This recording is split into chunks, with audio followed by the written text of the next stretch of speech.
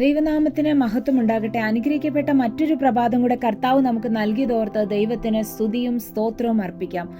നമ്മെ കൺമണി പോലെ കരുതി നമ്മെ കാത്തുരുപാലിച്ച കർത്താവിന് സ്തോത്രം, സ്തുതി എന്നിവ അർപ്പിക്കാം. ഇന്നത്തെ നമ്മുടെ ചിന്തയുടെ തലക്കെട്ടെന്ന് പറഞ്ഞാൽ Jesus the light of the world. യേശു കർത്താവ് ഈ ലോകത്തിന്റെ വെളിച്ചം എന്നുള്ളതാണ് ഇന്നത്തെ തലക്കെട്ട്. നമുക്ക് അതിനാധാരമായിട്ട് വായിക്കാം യോഹന്നാൻ 8:12. ജോൺ 8:12. അതിലിങ്ങനെ പറയുന്നത്, യേശു പിന്നെയും അവരോട് സംസാരിച്ചു. അവിടെ കൂടി നിന്നവരോട് യേശു കർത്താവ് പറയുവാണ്, ഞാൻ ലോകത്തിന്റെ വെളിച്ചമാകുന്നു. കർത്താവ് അവരോട് പറയുവാണ്, കർത്താവ് ഈ ലോകത്തിന്റെ വെളിച്ചമാണെന്ന്. എന്നെ അനുഗമിക്കുന്നവൻ ഇരുളിൽ നടക്കാതെ ജീവന്റെ വെളിച്ചമുള്ളവനാകും എന്നും പറഞ്ഞു. അപ്പൊ കർത്താവ് പറയാണ്, കർത്താവ് ഈ ലോകത്തിന്റെ വെളിച്ചമാണ്. കർത്താവിനെ അനുഗമിക്കുന്നവർ ഇരുളിൽ നടക്കാതെ ലോകത്തിന്റെ വെളിച്ചത്തിൽ നടക്കാൻ കഴിയുമെന്ന്. ജോൺ 9:5 പറയുന്നുണ്ട്, ഞാൻ ലോകത്തിലിരിക്കുമ്പോൾ ലോകത്തിന്റെ വെളിച്ചമാണ്. കർത്താവ് ലോകത്തിന്റെ വെളിച്ചമാണെന്ന് ഒത്തിരി വചനങ്ങൾ പറഞ്ഞിട്ടുണ്ട്. അങ്ങനെയുള്ള ഒന്നാണ് യോഹന്നാൻ 1:9 പറയുന്നുണ്ട്, ഏതു മനുഷ്യനെയും പ്രകാശിപ്പിക്കുന്ന സത്യ വെളിച്ചം ലോകത്തിലേക്ക് വന്നുകൊണ്ടിരുന്നു. അങ്ങനെ ഒത്തിരി വചനങ്ങളിൽ കർത്താവ് ഈ ലോകത്തിന്റെ വെളിച്ചമാണെന്നുള്ളത് സാക്ഷ്യപ്പെടുത്തിയിട്ടുണ്ട്.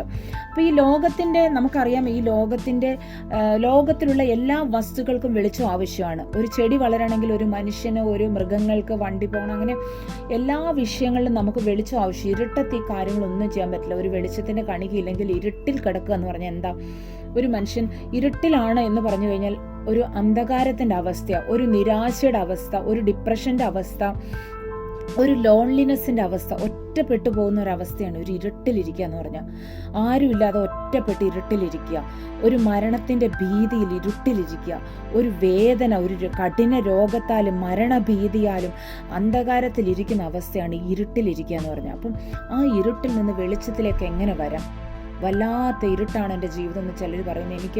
എൻ്റെ ജീവിതം വളരെ ഇരുട്ടാണ്, എനിക്ക് ഒട്ടും വെളിച്ചം കാണാൻ കഴിയുന്നില്ല എന്ന് പറഞ്ഞാൽ അവർ അങ്ങേറ്റ നിരാശയിൽ, എനിക്കിനി മരിച്ചാൽ മതി എന്ന് പറഞ്ഞ് മരണം മുന്നിൽ കണ്ട് ആത്മഹത്യയുടെ വരെ വക്കിൽ നിൽക്കുന്ന വളരെ നിരാശ, വളരെ ഒരു അവസ്ഥ, മരണത്തിൻ്റെ ഭീതിയിലൊക്കെ കഴിയുന്ന ആളുകളാണ് ഈ അന്ധകാരത്തിൽ എന്ന് പറയുമ്പോൾ. ഈ അന്ധകാരത്തിൽ നിന്ന് ഈ വെളിച്ചത്തിലേക്ക് എങ്ങനെ കിടക്കാം? കർത്താവാകുന്ന വെളിച്ചത്തിലേക്ക് കടന്നാൽ നമുക്ക് വെളിച്ചത്തിൽ നടക്കുവാൻ കഴിയും. കർത്താവ് ഇതുപോലെ തന്നെ ഈ വെളിച്ചത്തിൽ കർത്താവിനെ അനുഗമിക്കുന്ന മക്കളെക്കുറിച്ച്, നമ്മൾ ഓരോരുത്തരെ കുറിച്ചും കർത്താവ് പറയുന്നത്, നിങ്ങൾ ഈ ലോകത്തിന്റെ വെളിച്ചമാകുന്നു. മത്തായി 5:14 പറയുന്നുണ്ട്. മത്തായി 5:14 നിങ്ങൾ ഈ ലോകത്തിന്റെ വെളിച്ചമാണ്. അപ്പൊ കർത്താവിനെ അനുഗമിക്കുന്ന നമ്മൾ ഈ ലോകത്തിന്റെ വെളിച്ചമാണെന്ന കർത്താവ് പറയുന്നത്. കർത്താവ് പറയുന്നു, മലമേലിരിക്കുന്ന പട്ടണം മറഞ്ഞിരിക്കാൻ പാടില്ല. അപ്പോൾ നമുക്ക് തന്നെ അറിയാം, ഒരു മലമേലിരിക്കുന്ന ഒരു പട്ടണം താഴെയുള്ള എല്ലാവർക്കും കാണാൻ പറ്റും. അത് മറച്ചു വെക്കാൻ പറ്റില്ല. അതിങ്ങനെ വെളിച്ചമായിട്ട് മലയുടെ മുകളിലിരിക്കുന്നതുകൊണ്ട് എല്ലാവർക്കും അവിടെ ഒരു പട്ടണം ഉണ്ടെന്ന് കാണാൻ പറ്റും.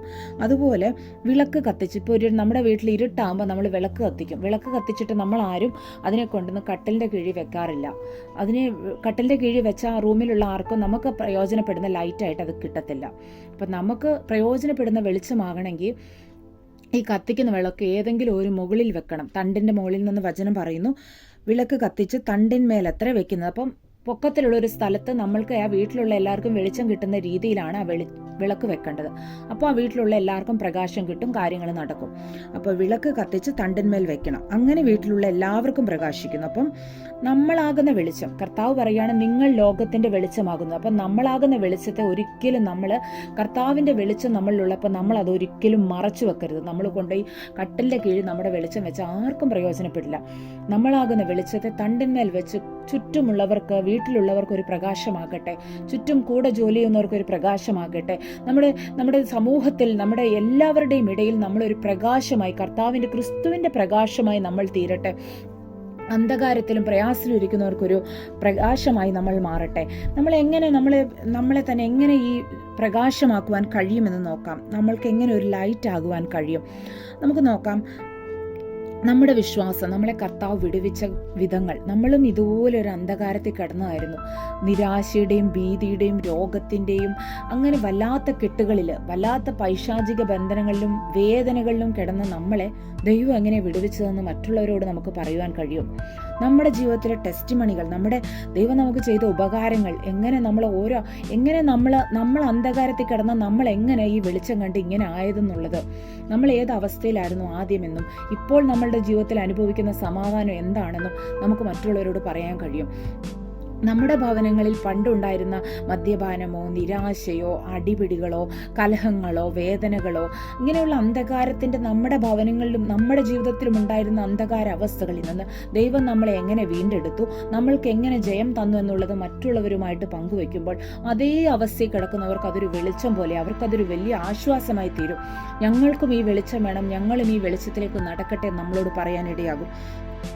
അന്ധകാരത്തിലിരിക്കുന്നവർക്ക് ഈ ക്രിസ്തുവിൻ്റെ വെളിച്ചം ഒന്ന് കാണിച്ചു കൊടുക്കാൻ നമുക്ക് കഴിയണം.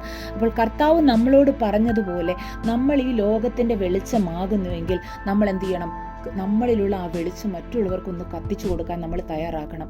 ദൈവപൈതലെ, നീ ഒന്ന് ചിന്തിച്ചു നോക്കൂ. നിന്റെ ജീവിതത്തിൽ ആയിരിക്കുന്ന ഈ അവസ്ഥയിൽ കർത്താവ് തന്നിരിക്കുന്ന ഈ വെളിച്ചം മറ്റുള്ളവരിലേക്ക് പകരുന്നുണ്ടോ, അതോ തന്നിൽ തന്നെ അടക്കി കട്ടിലിൻ്റെ അടിയിൽ വെച്ചിരിക്കുന്ന പോലുള്ള അവസ്ഥയാണോ ഉള്ളത്, അതോ തണ്ടിന്മേൽ വെക്കുന്നത് പോലെ മറ്റുള്ളവർക്ക് പ്രയോജനമായി തീരുന്നുണ്ടോ? അന്ധകാരത്തിലും പ്രയാസത്തിലും വേദനയിലും ദുഃഖത്തിലും ഇരിക്കുന്ന അനേകർക്ക് ആശ്വാസമാകുന്നുണ്ടോ? അനേകരെ ക്രിസ്തുവിലേക്ക് തിരിക്കുവാൻ കഴിയുന്നുണ്ടോ എന്ന് ചിന്തിച്ചു നോക്കണം. ഇല്ലെങ്കിൽ ദൈവസന്നിധിയിൽ സമർപ്പിക്കുക. ദൈവമേ, ഞാനൊരു കട്ടിലിൻ്റെ കീഴിൽ വയ്ക്കുന്ന ഒരു വെളിച്ചം പോലെ ആയിത്തീർന്നു കർത്താവേ. എന്നാൽ ദൈവമേ, മറ്റുള്ളവർക്ക് പ്രകാശിക്കേണ്ടതിന് ഒരു തണ്ടിന്മേലുള്ള പ്രകാശം പോലെ ആകുവാൻ ഞാൻ ആഗ്രഹിക്കുന്നു കർത്താവേ. അതിനായിട്ട് എന്നെ ഒരുക്കണമേ എന്ന് ദൈവസന്നിധിയിൽ നമുക്ക് പ്രാർത്ഥിക്കാൻ കഴിയും.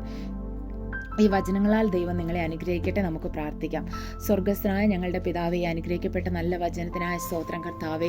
ഹല്ലേലൂയ ദൈവമേ, അങ്ങ് ഈ ലോകത്തിൻ്റെ വെളിച്ചമാണല്ലോ കർത്താവേ. അങ്ങേ അനുഗമിക്കുന്ന ഞങ്ങളും കർത്താവേ ഈ ലോകത്തിൻ്റെ വെളിച്ചമാണെന്ന് അങ്ങ് പറയുന്നു കർത്താവേ. ഹല്ലേലൂയ കർത്താവേ, ഈ വെളിച്ചമാകുന്ന ഞങ്ങൾക്ക് കർത്താവേ തണ്ടിന്മേൽ പ്രകാശിക്കുന്നത് പോലെ മറ്റുള്ളവർക്ക് കർത്താവാകുന്ന പ്രകാശത്തെ കൊടുക്കുവാൻ ഞങ്ങളെ ഒരുക്കണമേ കർത്താവേ. ഞങ്ങളുടെ ജീവിതത്തിൽ അതില്ലെങ്കിൽ കർത്താവ് ഞങ്ങളെ സഹായിക്കണമേ കർത്താവേ. അങ്ങനെ ഒരുക്കപ്പെടുവാൻ ഞങ്ങളെ സഹായിക്കണമേ എന്ന് പ്രാർത്ഥിക്കുന്നു. കർത്താവ് അങ്ങനെ സഹായിച്ചിരിക്കാൻ നന്ദി. പ്രാർത്ഥനയിട്ടിരിക്കാൻ നീ സകല യേശുവിന്റെ നാമത്തിൽ തന്നെ. ആമേൻ.